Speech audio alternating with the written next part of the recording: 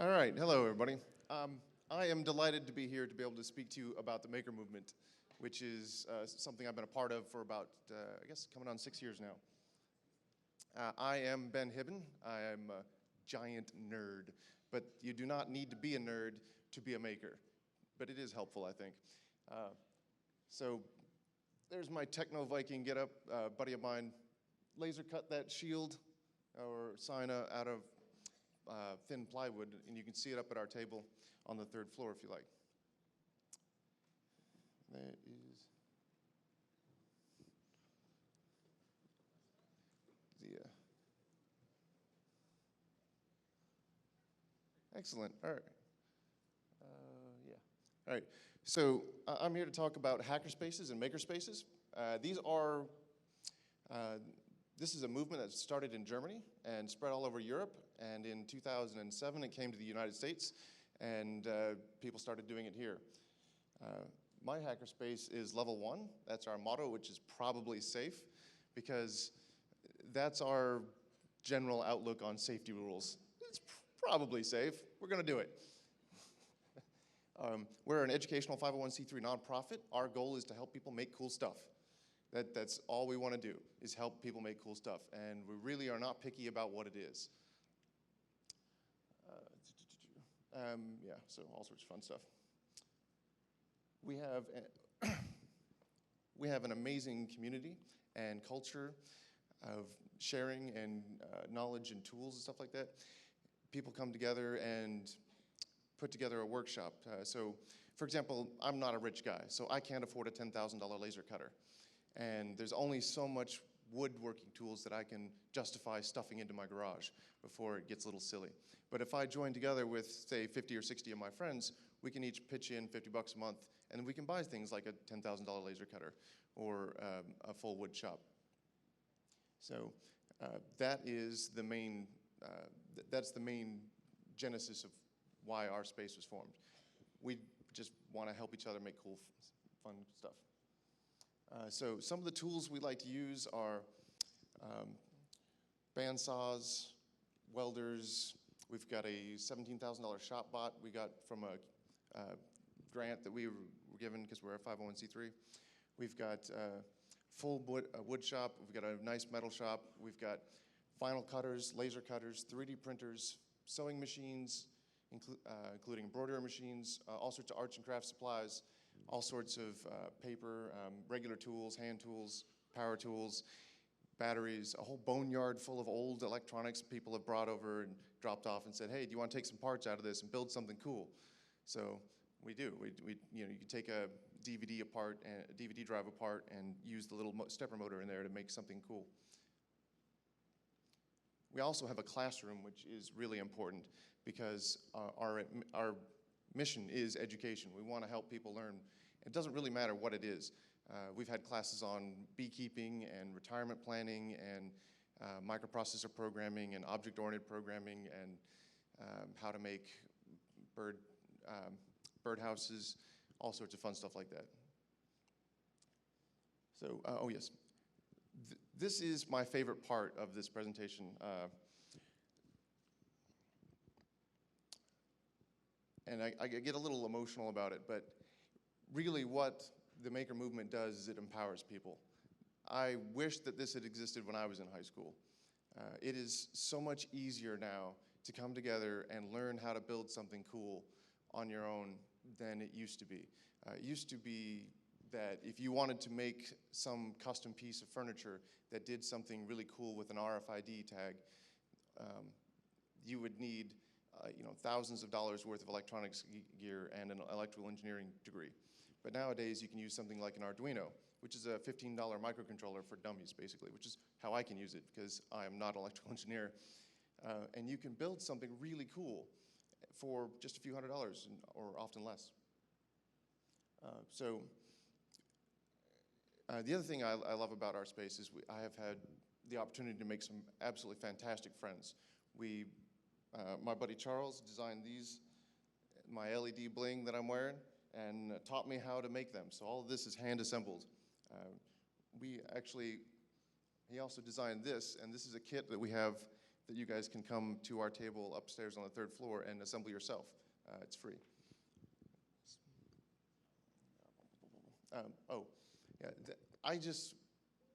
I love the idea of building something that's mine, that's custom to me, that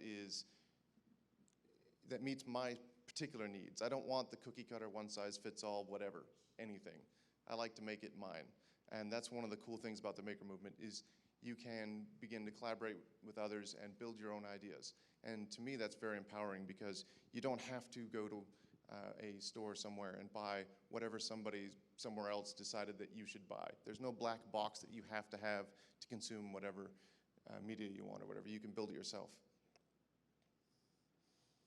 So what can you make? And it really is not limited to anything other than your imagination and various local ordinances and laws, I should probably point out.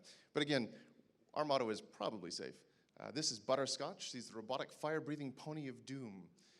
She took a blue ribbon at her first Maker Faire, and we absolutely adore her. She's not a good way to. We had to change it. The robot that this is based on had the habit of turning towards sound. So if you would clap or whatever, it would start shooting flame in your directions. That was an adventure.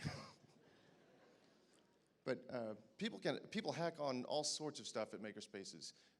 I've done a lot of food hacking myself. I've learned a lot about electronics that I did not know before. And people, they make furniture, they make art, they make clothes, they make costumes or cosplay outfits. They make software. We're very proud of the Louisville Game Developer Group. They met at our space for a couple of years, and they've gotten so successful that they now have their own space, and they now have a place where you can go and learn how to make a video game. So if you have an idea, you can go there, learn how to do it, put it on the App Store, make some money.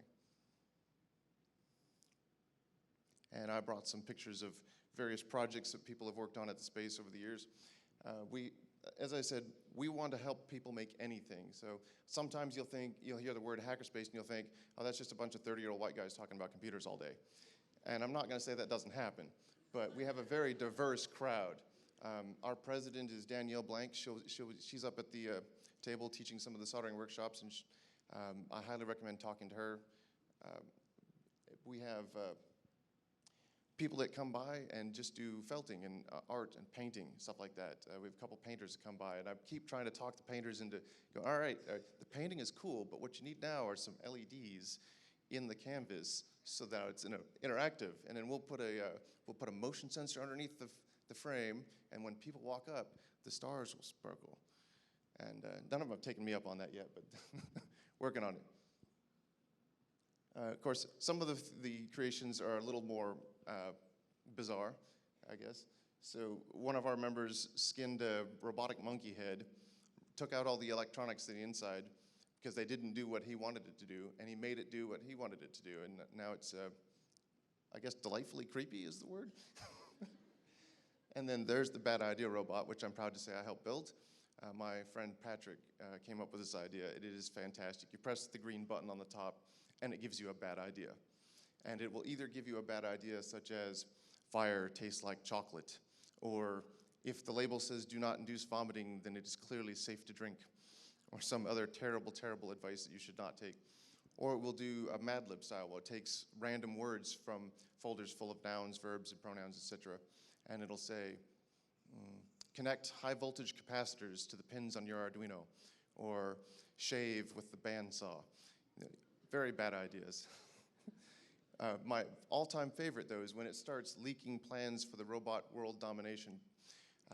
And it'll say things like, you too have a place in the new robot order as a lubricant.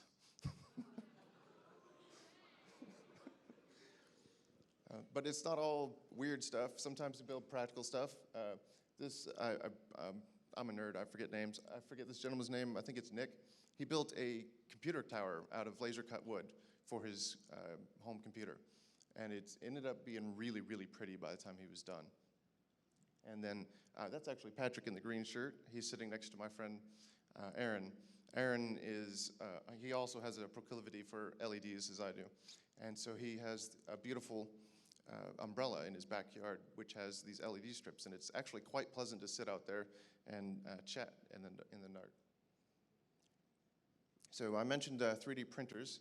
We've got some 3D printing chess pieces here, and you can see the rooks are about done, but the knights, and I believe those are bishops, are not done. You can see this thing just spits out a little bit of plastic and goes up to the next layer and does another bit of plastic and then keeps going. This allows people to do all sorts of really cool stuff. So you can make your own game board pieces. I've seen people do Settlers of Catan. I've seen people do RPG stuff. And I've seen people make their own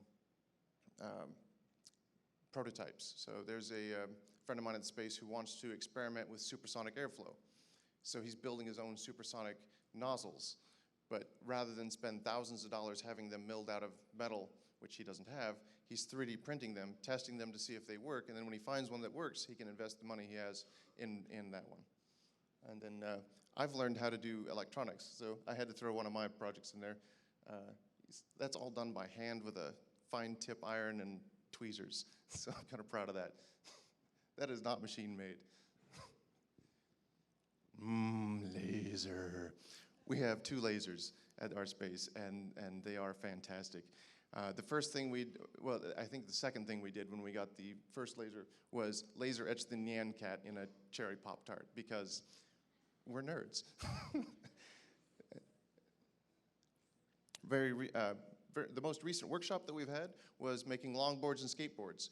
You start with various layers of plywood, you bond them together, you decorate it, you put the hardware on, and you finish it, and you get a really cool longboard or skateboard that you get to ride. This is really cool because, again, you can't go to a store and buy one of these. You can't buy one that you made yourself. But it's not all just zany stuff. We've done some serious stuff on the, so here we've got that is an EEG, part of an EEG stimulator machine. So there's people with epilepsy and such have seizures. This is a machine that attempts to trigger a mild seizure so that they can measure your EEG and find out more about how your brain works when you're having a seizure so that they can learn how to treat that. And this was designed and prototyped in our space, and it's a commercial product now. We've also ran a really cool balloon project called the White Star Balloon Project. The leader of that is now working for Google in their Project Loon, doing their data-enabled balloons that are going over places that don't have a lot of infrastructure and providing free internet and such. He got hired out of our space to go do that because we built the White Star Balloon Project, which was a robotic balloon that we were designed to fly across the Atlantic Ocean to break a record. And unfortunately, a week before we launched, some guys in California put up a balloon that's supposed to go to the stratosphere and pop and come right back down, and then take the pictures. I'm sure you've seen some of those videos on YouTube.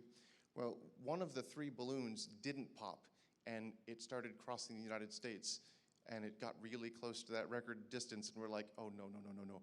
And then it kept going, and we're like, oh, and then it went into the Atlantic, and then it showed up in Europe, and finally drifted over Africa, and finally went down.